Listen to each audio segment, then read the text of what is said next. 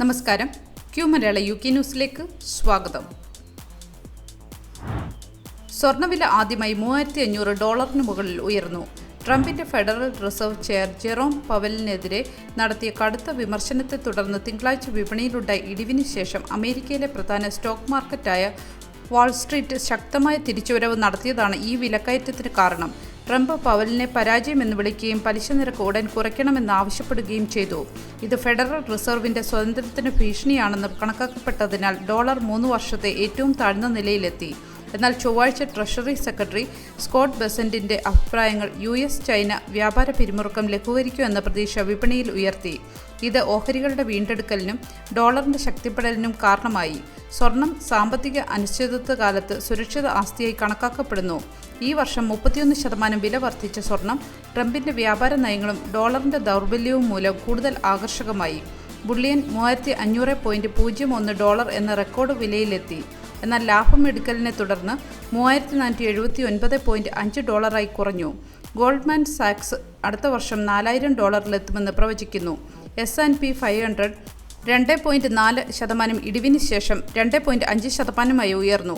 ഇത് വിപണിയിലെ ആത്മവിശ്വാസം വർദ്ധിപ്പിച്ചു.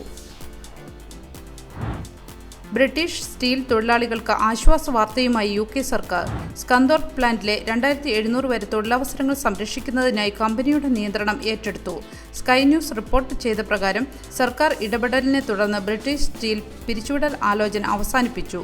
2 ബ്ലാസ്റ്റ് ഫർണസുകളുടെ പ്രവർത്തനം നിലനിർത്താൻ അസംസ്കൃത വസ്തുക്കൾ ഉറപ്പാക്കി. പോർട്ട് ടാൽബോട്ട്, ട്രാൻസ്മൗത്ത് പോലുള്ള സ്ഥലങ്ങളിൽ തൊഴിൽ നഷ്ടം നേരിട്ടപ്പോൾ ഈ നടപടി UK സ്റ്റീൽ വ്യവസായത്തിന്റെ ഭാവി സുരക്ഷിതമാക്കുന്നതിനും സ്കന്തോർപ്പ് സമൂഹത്തിന് വലിയ പിന്തുണ നൽകുന്നതിനും വഴിയൊരുക്കുന്നു. സൂപ്പർ മാർക്കറ്റുകളിൽ നിന്ന് മോഷ്ടിച്ച് കോർണർ ഷോപ്പുകളിലും ഓഫ് ലൈസൻസ് ഷോപ്പുകളിലും വിൽപ്പന നടത്തിയ വൻ മോഷണ സംഘത്തെ പോലീസ് അറസ്റ്റ് ചെയ്തു. സൗത്ത് വെസ്റ്റ് ലണ്ടനിൽ നടത്തിയ റെയ്ഡുകളിൽ ഒരു സംഘത്തെ പിടികൂടിയപ്പോൾ അവരുടെ പക്കൽ നിന്ന് മോഷ്ടിച്ചതായി പറയപ്പെടുന്ന £150,000 വില വരുന്ന സാധനങ്ങൾ പോലീസ് കണ്ടെടുത്തു. ഓർഡർ അനുസരിച്ച് മോഷണം നടത്തി മദ്യം, സൗന്ദര്യവർദ്ധക വസ്തുക്കൾ, ഇലക്ട്രോണിക്സ് തുടങ്ങിയ വിലപിടിപ്പുള്ള സാധനങ്ങൾ ചെറുകിട കടകളിൽ കുറഞ്ഞ വിലയ്ക്ക് വിറ്റഴിച്ചിരുന്നു. പോലീസ് 1 വർഷത്തിലേറെ നീണ്ട അന്വേഷണത്തിനൊടുവിൽ ലണ്ടനിലെ വിവിധ പ്രദേശങ്ങളിൽ ഒരേ സമയം നടത്തിയ റെയ്ഡുകളിൽ നിന്നായി 20-ലധികം പേരെ അറസ്റ്റ് ചെയ്തു. ഇവരുടെ പക്കൽ നിന്ന് മോഷ്ടിച്ച സാധനങ്ങൾ, പണം, ആയുധങ്ങൾ എന്നിവ കണ്ടെടുത്തു. മോഷണ സംഘത്തിൽ ഇന്ത്യക്കാരും ശ്രീലങ്കക്കാരുമാണ് ഉള്ളതെന്ന് പോലീസ് അറിയിച്ചു. ഡിസംബർ മുതൽ മാർച്ച് വരെയുള്ള കാലയളവിൽ മെർട്ടൺ പ്രദേശത്ത് മോഷണത്തിന് നൂറുകണക്കിന് കടകളിൽ നിന്ന് നിരവധി പേരെ അറസ്റ്റ് ചെയ്തിട്ടുണ്ട്. സംഭവത്തിൽ പ്രധാനിയെന്ന് സംശയിക്കപ്പെടുന്ന 48-കാരനെയും അയാളുടെ ഭാര്യയെയും അറസ്റ്റ് ചെയ്തിട്ടുണ്ട്. സംഭവത്തിൽ 9 കടകളും ഒരു ബാർബർ ഷോപ്പും ഉദ്യോഗസ്ഥർ ലക്ഷ്യമിട്ടിട്ടുണ്ട്. 11 പേരെ കൂടി അറസ്റ്റ് ചെയ്തതിൽ ഭൂരിഭാഗവും കടയുടമകളാണ്. ഇനി ഇന്നത്തെ പത്രവിശേഷങ്ങളിലൂടെ. ശനിയാഴ്ച നടക്കുന്ന ഫ്രാൻസിസ് മാർപ്പാപ്പയുടെ ശവസംസ്കാര ചടങ്ങിൽ രാജാവിനു വേണ്ടി വില്യം രാജകുമാരൻ പങ്കെടുക്കുമെന്ന് ഡെയിലി മിറർ പത്രം റിപ്പോർട്ട് ചെയ്യുന്നു. ഫ്രെഡി മെർക്കുറിയുടെ മുൻ പങ്കാളി ലേലം ചെയ്ത അദ്ദേഹത്തിന്റെ ചില റോക്ക് സ്റ്റാറിന്റെ സ്മരണികകൾ വാങ്ങാൻ അദ്ദേഹത്തിന്റെ സഹോദരി ദശലക്ഷക്കണക്കിന് പൗണ്ട് ചെലവഴിച്ചുവെന്ന വാർത്ത ദി സൺ റിപ്പോർട്ട് ചെയ്യുന്നു. അടിമപ്പണിയുമായി ബന്ധപ്പെട്ടിരിക്കുന്നു എന്ന ഭയം കാരണം ചൈനയിൽ ഉൽപ്പാദിപ്പിക്കുന്ന സോളാർ പാനലുകൾ ഉപയോഗിക്കില്ലെന്ന് സർക്കാർ ഉടമസ്ഥതയിലുള്ള GB എനർജി പറഞ്ഞതിനെ തുടർന്ന് സർക്കാരിന്റെ നെറ്റ് സീറോ ആഗ്രഹങ്ങൾക്ക് പ്രഹരമേൽക്കുമെന്ന് ടൈംസ് റിപ്പോർട്ട് ചെയ്യുന്നു. IMFന്റെ അഭിപ്രായത്തിൽ ട്രംപിന്റെ താരിഫുകൾ ലോക സമ്പദ് വ്യവസ്ഥയിൽ വലിയ നെഗറ്റീവ് ഷോക്ക് ഉണ്ടാക്കുന്നതായി ഗാർഡിയൻ. പലിശ നിരക്കുകൾ കുറയ്ക്കുന്നതിന് മുമ്പ് ഉയർന്ന വരുമാനം പ്രയോജനപ്പെടുത്താൻ നിക്ഷേപകർ ശ്രമിച്ചുകൊണ്ടിരിക്കുകയാണെന്നും ഇൻഡിവിജ്വൽ സേവിങ്സ് അക്കൗണ്ടുകളിൽ സാധ്യതയുള്ള മാറ്റങ്ങൾ സംബന്ധിച്ച് ദി ഐ പേപ്പർ റിപ്പോർട്ട് ചെയ്യുന്നു. ട്രാൻസ്ജെൻഡർ സ്ത്രീകളും സ്ത്രീകളാണെന്ന വാദം ഉപേക്ഷിച്ചതിനെ തുടർന്ന് ബുദ്ധിമുട്ടുകൾ അനുഭവിക്കുന്ന സ്ത്രീകളോട് ക്ഷമ ചോദിക്കണമെന്ന് ടോറി നേതാവ് കെമി ബഡനോക്ക് സർ കിയർ സ്റ്റാർമറിനോട് പറഞ്ഞതായി ഡെയിലി മെയിൽ റിപ്പോർട്ട് ചെയ്യുന്നു. മാച്ച് ഓഫ് ദി ഡേയുടെ അവതാരകനായ ഗ്യാരി ലിനേക്കറുടെ അഭിപ്രായങ്ങൾ ഡെയിലി സ്റ്റാർ റിപ്പോർട്ട് ചെയ്യുന്നു. ഫുട്ബോൾ ഹൈലൈറ്റ് ഷോയുടെ അമരത്ത് 3 വർഷം കൂടി തുടരാനുള്ള തന്റെ അപേക്ഷ BBC നിരസിച്ചതായി അദ്ദേഹം പറഞ്ഞു. ഡെയിലി ടെലിഗ്രാഫിന്റെ റിപ്പോർട്ട് പ്രകാരം US-ഉം റഷ്യയും തമ്മിൽ ഒരു കരാർ ഉണ്ടാകാനിടയുണ്ട്. ഇതനുസരിച്ച് യുദ്ധത്തിൽ റഷ്യൻ സൈന്യം പിടിച്ചെടുത്ത ഉക്രൈൻ പ്രദേശങ്ങൾ വ്ളാഡിമിർ പുടിനെ നിലനിർത്താനാകും.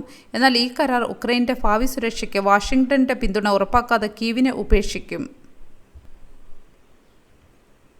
റഷ്യൻ ഉക്രൈൻ യുദ്ധത്തിലെ സംഭവവികാസങ്ങളെക്കുറിച്ച് ഫിനാൻഷ്യൽ ടൈംസ് റിപ്പോർട്ട് ചെയ്യുന്നു.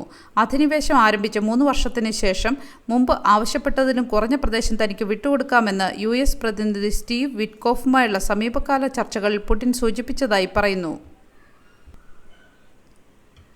ആഗോള വ്യാപാര യുദ്ധം ഏറ്റവും കൂടുതൽ ബാധിക്കുന്ന രാജ്യങ്ങളിൽ ബ്രിട്ടൻ ഉൾപ്പെടുമെന്നും പണപ്പെരുപ്പം കുതിച്ചുയരുമെന്നും IMF മുന്നറിയിപ്പ് നൽകിയതിനെ തുടർന്ന് ഡൊണാൾഡ് ട്രംപിന്റെ താരിഫുകളല്ല ലേബർ പാർട്ടിയുടെ നയങ്ങളാണ് UKയുടെ മങ്ങലിന് കാരണമാകുന്നതെന്ന് ചാൻസലർ റേച്ചൽ റീവ്സിനോട് പറഞ്ഞതായി ഡെയിലി എക്സ്പ്രസ് റിപ്പോർട്ട് ചെയ്യുന്നു.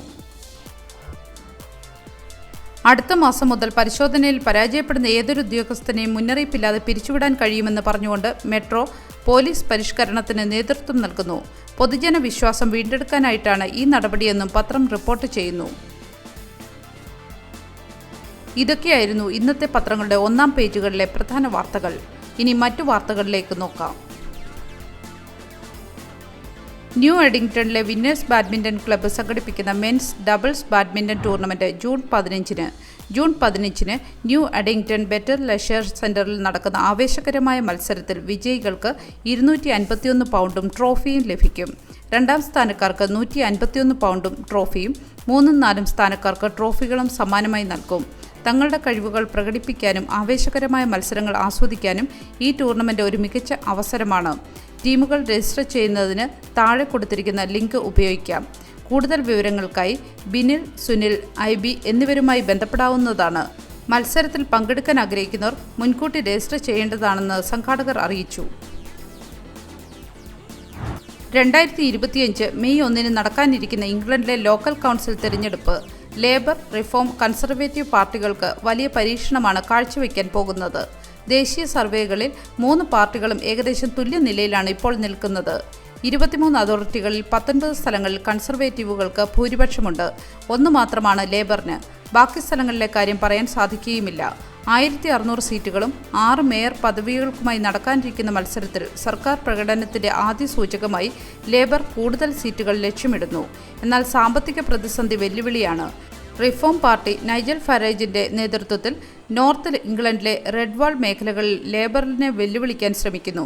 ഡോൺകാസ്റ്റർ, ഡർഹാം, റൺകോൺ, ഹെൽസ്ബി എന്നിവിടങ്ങളിൽ റിഫോം പാർട്ടി ശ്രദ്ധ കേന്ദ്രീകരിക്കുന്നുണ്ട്. ലിബറൽ ഡെമോക്രാറ്റുകൾ സൗത്ത് വെസ്റ്റ് മേഖലകളിൽ ശക്തി പ്രകടിപ്പിക്കാനും കൺസർവേറ്റീവുകളെ 2ാം സ്ഥാനത്തേക്ക് പിന്തള്ളാനും ലക്ഷ്യമിടുന്നു. അതേസമയം ഗ്രീൻ പാർട്ടിയും സ്വതന്ത്രരും അവസരങ്ങൾ മുതലെടുക്കാൻ ശ്രമിക്കുന്നതായും ദി ഗാർഡിയൻ റിപ്പോർട്ട് ചെയ്തു. UK-യിൽ 3 തവണ കൂടി പലിശ നിരക്ക് കുറയ്ക്കുമെന്ന് IMF പ്രവചിക്കുന്നു.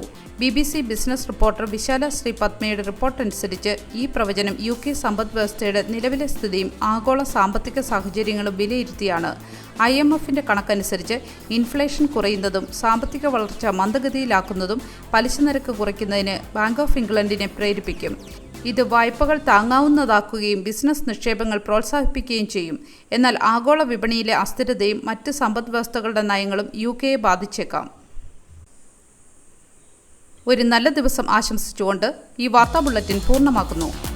എല്ലാ ദിവസവും വാർത്തകൾക്കായി ഫോളോ ചെയ്യണമെന്നും വാർത്തകളുടെ നോട്ടിഫിക്കേഷൻ ലഭിക്കാനായി ബെല്ലൈക്കൺ എനേബിൾ ചെയ്യണമെന്നും Q മലയാള UK ന്യൂസ് ഫേസ്ബുക്കിലും ഇൻസ്റ്റാഗ്രാമിലും യൂട്യൂബിലും ഫോളോ ചെയ്യണമെന്നും അഭ്യർത്ഥിക്കുന്നു.